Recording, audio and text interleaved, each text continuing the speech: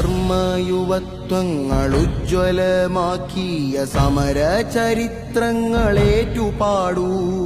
ധീരനേതാക്കൾ കരൾ ചോര ചിന്തിയ വിപ്ലവ കൊടിയേറ്റെടുക്കൂ. ധർമ്മയുവത്വങ്ങളുജ്വലമാക്കിയ സമര ചരിത്രങ്ങളേറ്റുപാടൂ. ധീരനേതാക്കൾ കരൾ ചോര ചിന്തിയ വിപ്ലവ കൊടിയേറ്റെടുക്കൂ.